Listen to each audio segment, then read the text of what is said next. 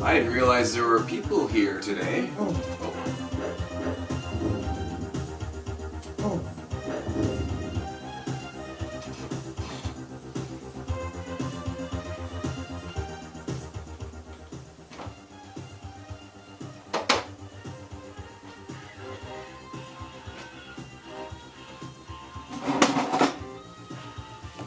Hey there.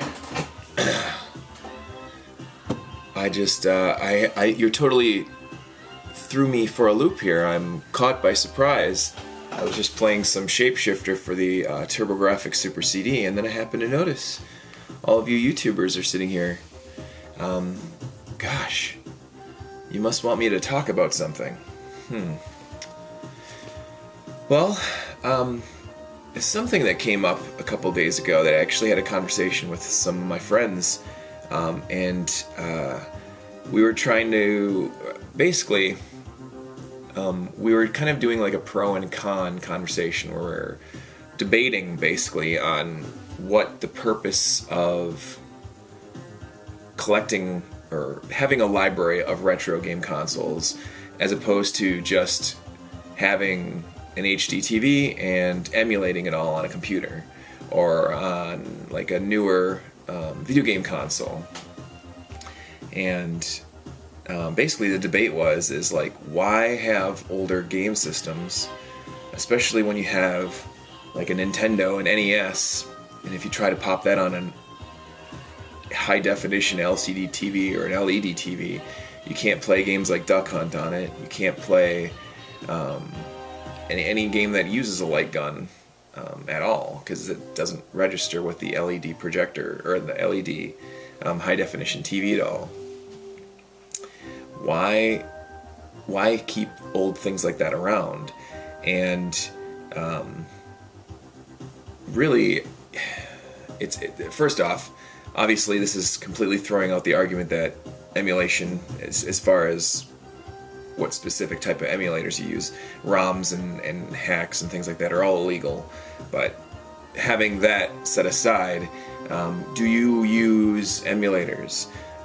Who doesn't use emulators? I mean, I emulate game consoles all the time. I love to try games before I buy them. I have emulators that run on standard definition TV. I have emulators that run on computers, handhelds, all kinds of different places to run an emulator on. And I emulate mostly old school game consoles: NES, Super Nintendo, Genesis, TurboGrafx, all of those. Even some other ones like Sega CD, Jaguar, some of those run pretty well too, and of course arcade, Mamie, and all that. But what is the benefit, and what is the actual benefit to having older consoles and running them on standard definition TVs? Either you can upgrade them with modifications with like RGB and S-video, but really what's the purpose of that? And I was on the side of, yeah, I'd rather play the original hardware on a standard definition TV.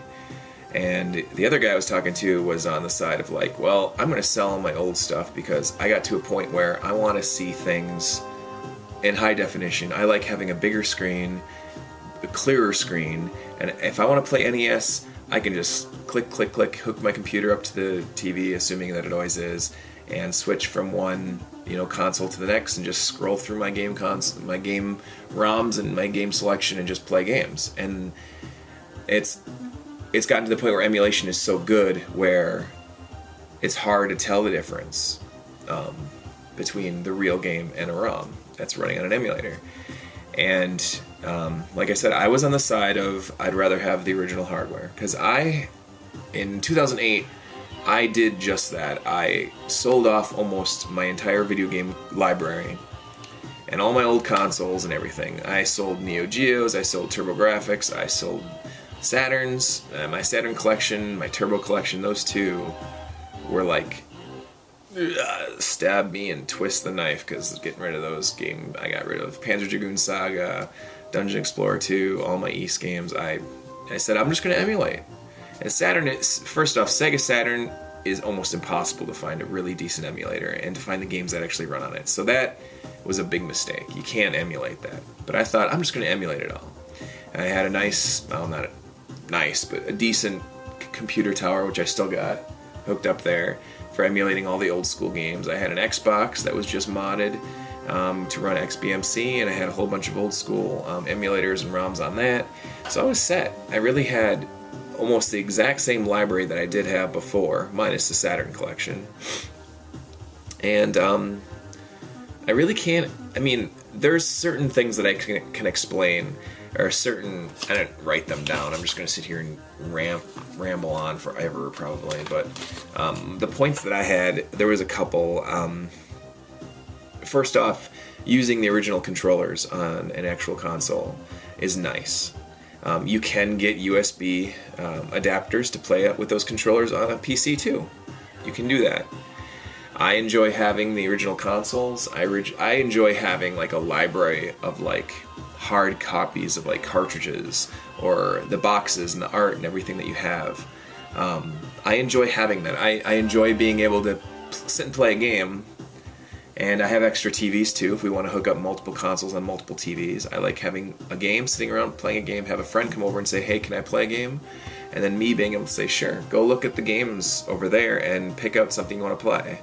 And then a friend can go over and look through and take the cartridge and the box and look at the back of the box, read a little snippet that someone decided to put on there and some screenshots and say, hey, this is the game I want to play next. If you have emulators and ROMs, we're running off of a PC, that's kind of difficult to do. How is somebody supposed to look through your library while you're playing a game? If you have friends over.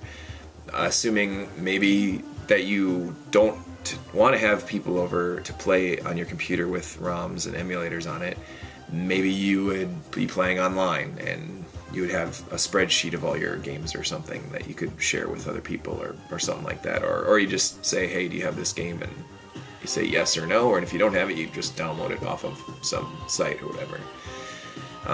But I enjoy having the actual cartridges, almost just for the fact of, A, they're fun to buy. The whole hunting for games to add to your library is actually a very fun,